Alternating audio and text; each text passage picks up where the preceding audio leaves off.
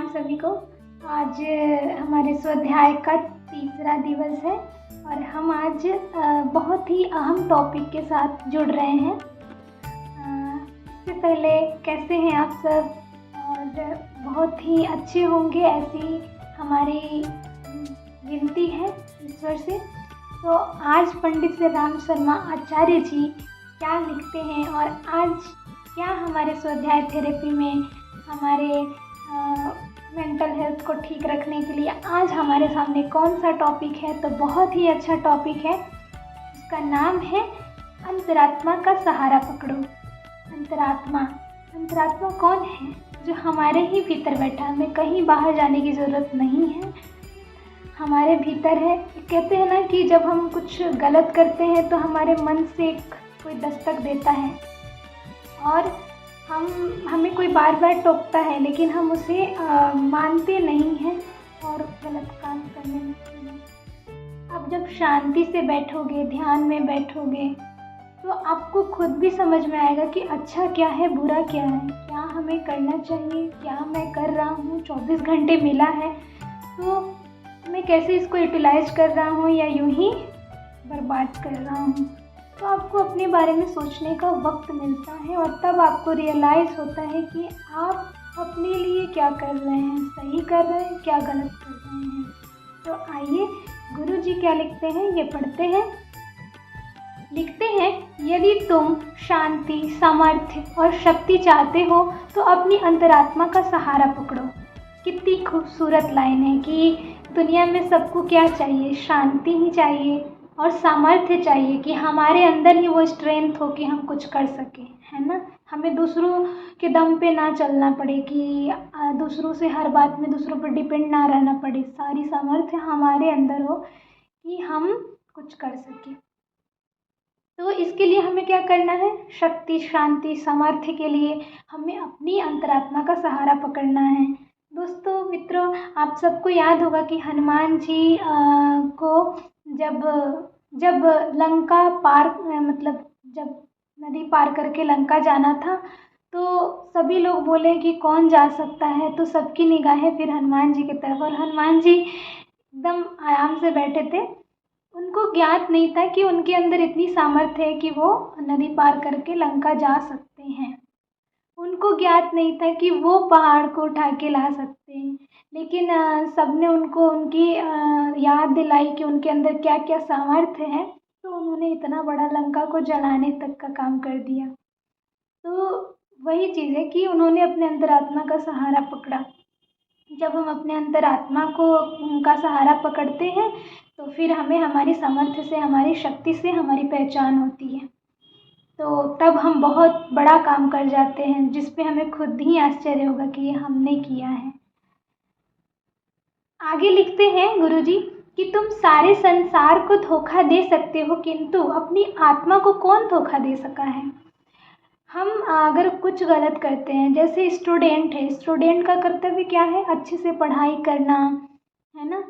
अगर वो mummy papa को दिखाने के लिए, किसी को दिखाने के लिए ऐसे बुक लेके और कुछ और कर रहा है, गेम खेल रहा है, या फिर मम्मी के जाते ही गेम खेलने लगा, बुक रख दिया, तो दिखाने के लिए वो कर रहा है, लेकिन अपनी आत्मा को कैसे कोई धोखा दे सकता है? उसको तो रियलाइज़ होगा ना कि 1 महीने बाद या 15 दिन बाद, 10 दिन बाद एग्ज़ाम है, तो मैं कितना पानी में हूँ, मैंने कितनी तैयारी की है। तो बार बार हमें वो चीज़ गिल्ट में ले जाएगा। तो यहाँ ये गुरुजी कहते हैं कि अपने आप को, अपनी आत्मा को कौन धोखा दे सकता है ना। किसी से झूठ बोल रहे हैं, हस्बैंड वाइफ का रिश्ता है या फिर माँ बेटे का रिश्ता है, किसी भी रिश्ते में आप झूठ का सहारा ले रहे हैं, तो आप किसको धोखा दे रहे हैं, ये आप ज़रूर सोचिएगा। तो ये जब सोचेंगे हम, तो फिर ये सारी बेकार की चीज़ों से हम दूर हो जाएंगे। आगे लिखते हैं गुरुजी, यदि प्रत्येक कार्य में आप अंतरात्मा की सम्मति प्राप्त कर लिया करेंगे तो विवेक पथ नष्ट न होगा। हम कहते हैं ना कि डिसीज़न लेने नहीं आता, हम किसी चीज़ में बड़ा कसमकस रहते हैं, करें ना करें, ये सही होगा, उचित होगा, गलत होगा, है ना। कुछ करना हो तो जैसे आजकल स्टूडेंट लाइफ ही ले लेते हैं कि जब वो इंटर पास करते हैं, ग्रेजुएशन पास करते हैं, तो को अपने कैरियर के बारे में समझ नहीं आता। कोई कुछ कहता है, कोई कुछ कहता है, इस वजह से वो बड़ा डिस्टर्ब हो जाते हैं कि हम लें तो कौन सा सब्जेक्ट लें, हम करें तो क्या करें। फिर कई सारी चीज़ें हैं, शादी है कि मुझे कैसा पार्टनर चाहिए, मतलब कई सारी चीज़ें हैं कि माँ बाप भी इस उम्र में आके डिसीजन नहीं ले पाते। तो वो इसलिए नहीं ले पाते कि कभी उन्होंने शांति से बैठ के अपनी अंतरात्मा की आवाज़ ही नहीं सुनी। जब हम अपनी हर बात में अपनी अंतरात्मा से पूछेंगे ना, शांत होके बैठेंगे ना, तो आपके अंदर से ही एक अच्छी आवाज़ आएगी जो बिल्कुल सही निर्णय होगा, और उस निर्णय पे आप काम करोगे तो उसमें सफलता मिलेगी। आप खुद से शांत होके पूछोगे कि आपको किस चीज़ में आनंद आता है, जो करने में आपको आनंद आता है, जो करने में आपको समय का पता ही नहीं चलता है, वही कार्य आपसे कराने के लिए ईश्वर ने आपको भेजा है ना। तो हमें अपनी अंतरात्मा का सहारा अगर हम हर कार्य में लेने लगें तो हमारा जो विवेक पथ है, बुद्धि है, वो कभी नष्ट नहीं होगा, दुर्बुद्धि नहीं आएगी। रावण बहुत विद्वान थे, लेकिन उन्होंने अपनी अंतरात्मा की सहारा नहीं ली। उनकी अंतरात्मा कहती थी कि राम से ईर्ष्या मत करो, राम की शरण में जाओ, राम की शरण में जाओ। उनकी अंतरात्मा यही कहती थी, पर उन्होंने अपनी अंतरात्मा को ठुकरा करके अपना बदले की भावना में वो अपना सर्वनाश कर चुके हैं, है ना। तो बुद्धि भ्रष्ट हो जाती है जब हम अपनी अंतरात्मा की सहारा नहीं लेते हैं। कहते हैं ना, नास मनुज पे जब छाता है पहले विवेक मर जाता है। तो वही चीज़ होता है। आगे लिखते हैं गुरुजी कि दुनिया भर का विरोध करने पर भी यदि आप अपनी अंतरात्मा का पालन कर सकें तो कोई आपको सफलता प्राप्त करने से रोक नहीं सकता। मान लीजिए एक भक्त की उदाहरण देती हूँ। सबरी है, मीरा है। मीरा को क्या कुछ नहीं सहना पड़ा, है ना। उनको क्या क्या सुनना पड़ा। एक नारी थी, पर विष पीकर भी वो जी गई, क्योंकि उनका जो भक्ति था उनके दिल में वो प्रबल था। लोग क्या कह रहे हैं ये दिखता ही नहीं था उनको अपनी कृष्ण के अलावा। ये तो भक्ति की बात है। सबरी को लोग क्या कहते थे, लेकिन उसको विश्वास था कि राम आएंगे। इसी तरीके से हम आज के आधुनिक ज़माने में भी कोई स्टूडेंट है, कोई आईएएस बन जाता है, कोई शिक्षक बन जाता है, एग्ज़ाम क्वालिफाइड करके 5 साल 6 साल तक लोग लगे रहते हैं। बार बार फेल होने पे भी बंदा अपना टारगेट पूरा करता है कि इस बार नहीं तो अगली बार। ये जो साहस आती है वो उसकी अंतरात्मा से आती है, और इतना आसान नहीं होता है। बाहर निकलो तो घर वाले, समाज वाले सबसे सुनने को मिलता है कि अभी तक पढ़ ही रही है, ये क्या कर रही है, अरे इसका मन नहीं लगता, अरे पढ़ने में तेज नहीं है इसलिए इसका नहीं होता। मतलब हर तरह की बातें सुनने को मिलती है, पर फिर भी वो बच्चा, वो स्टूडेंट नहीं डगमगाता है। उसको अपने ऊपर विश्वास होता है, अपने अंतरात्मा की आवाज़ सुनता है कि नहीं तुम करो, आज इतना सीखा है, फेल हुए तो क्या, कल और सीखोगे और एक दिन अपना पताका जरूर लहराओगे। तो दुनिया भर भी अगर विरोध करे, सारा समाज, तो भी अपनी अंतरात्मा की सुनने वाला है। जैसे विभीषण को पूरी उनके भाई लोगों ने उनको छांट दिया था, अलग कर दिया था, पर फिर भी उन्होंने अपनी अंतरात्मा की सुनी, भगवान के शरण में गए और राज्याभिषेक हुआ, लंका के राजा वो बने।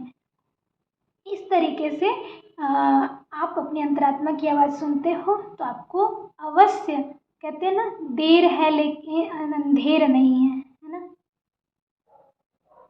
आगे लिखते हैं गुरुजी कि जब कोई मनुष्य अपने आप को अद्वितीय व्यक्ति समझने लगता है और अपने आप को चारित्र में सबसे श्रेष्ठ मानने लगता है, तब उसका आध्यात्मिक पतन होता है। आध्यात्मिक पतन मतलब स्पिरिचुअलिटी रूप से भी, वो आध्यात्मिक रूप से भी उसका पतन, सर्वनाश हो जाता है। अब रावण की बात कर रहे हैं तो हम सुनते हैं कि बहुत ही मंत्र के ज्ञाता, विद्वान, विदुषी और भगवान शिव के सबसे महान भक्त रावण था।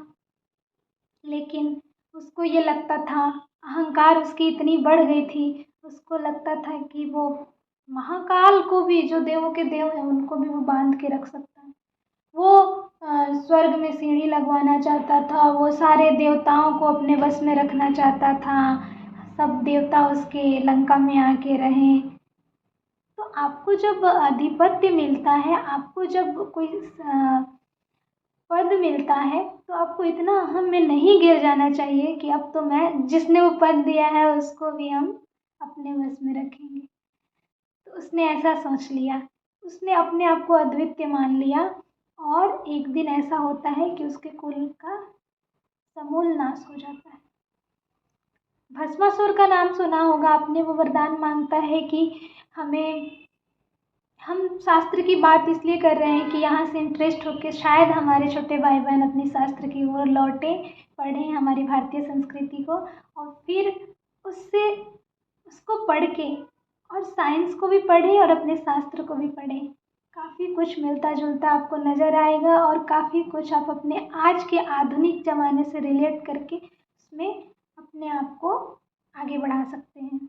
भस्मासुर की बात कर रहे थे, तो भस्मासुर ने वर मांगा कि हम जिस पे हाथ रखें वो जल जाए।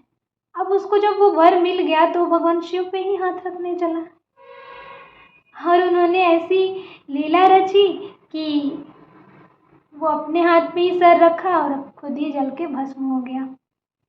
तो ऐसी बहुत सारी कहानियाँ, जब हमारे मन में अहम बढ़ जाती हैं तो हमारा समूल नाश हो जाता है। तो कभी भी आपको ज्ञान मिले, जहाँ से मिले, आपको सीखना है। और मनुष्य जो है जीवन पर्यंत सीखता है, जीवन पर्यंत हमको सीखना है। जहाँ से जिससे ज्ञान मिले सीखना चाहिए। आप नदी किनारे बैठेंगे तो बहता हुआ पानी, गंगा भी हमें सिखाती है कि अपने रास्ते में कंकड़ कीड़ा जितने भी गंदगी आए, लेकिन हमें सिर्फ बहना है और बहते हुए उस चीज़ को साफ करते जाना है। इसी तरीके से हमें इससे ये सीख मिलता है। आप कहीं जाके शांति से बैठेंगे तो आपको हर चीज़ से कुछ ना कुछ सीख मिलता है, लेकिन आप अकड़ के रहेंगे कि नहीं मुझे तो सब कुछ आता है, तो आपकी जो सीखने की क्षमता है ना, उसका दरवाज़ा बंद रहेगा और आप कुछ नहीं सीख पाएंगे।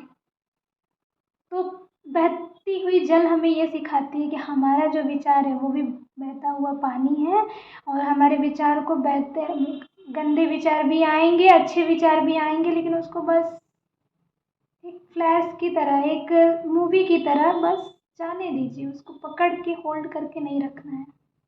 होल्ड करके रखना है तो अच्छे विचारों को। गंगा में पवित्रता तभी रहती है जब कूड़े कंकड़ को जाने देती है। इसी तरीके से आप एक चींटी को भी देखेंगे, वो बार बार गिरती है फिर भी चढ़ती है, बार बार गिरती है फिर भी चढ़ती है ना। तो हर चीज़ से हमें सीख मिलता है, तो हमें बारीकी से चीज़ों पे ध्यान देना चाहिए, आसपास की वस्तुओं पे, लोगों पे ध्यान देना चाहिए। सीखने की हमेशा लालसा रखनी चाहिए मन में, और अपनी अंतरात्मा का सहारा पकड़ना चाहिए। हर रात, जब हमने एक पहले वीडियो बनाई है तत्वबोध की साधना, जब हम तत्वबोध की साधना करते हैं तो हमें रियलाइज होता है कि मैं क्या हूँ, मैंने आज क्या किया, आज का जीवन मिला था। क्योंकि बहुत ही सत्य बात है कि अगले ही पल में क्या हो जाएगा कुछ पता नहीं है ना। जन्म हुआ है तो मृत्यु भी तो होगी ही ना इस शरीर की। तो हमें शायद जिस कार्य के लिए आए हैं वो कार्य, वो पर्पस, हमारे लाइफ का पर्पस क्या है वो हमें बताएं। हे परमपिता परमात्मा, यही विनती करिए, और अपनी अंतरात्मा की सहारा आपको मिलेगी जब आप ये विनती करेंगे कि आप किस लिए आए हैं, आपको क्या करना है। तो इसी सोच के साथ कि हर वक्त अगर आप ये प्रैक्टिस करेंगे तो आपको अपनी अंतरात्मा भी मिल जाएगी और आपको अपना परमात्मा भी मिल जाएगा, और फिर आपको जीवन का मज़ा ही, आनंद ही कुछ अलग आएगा।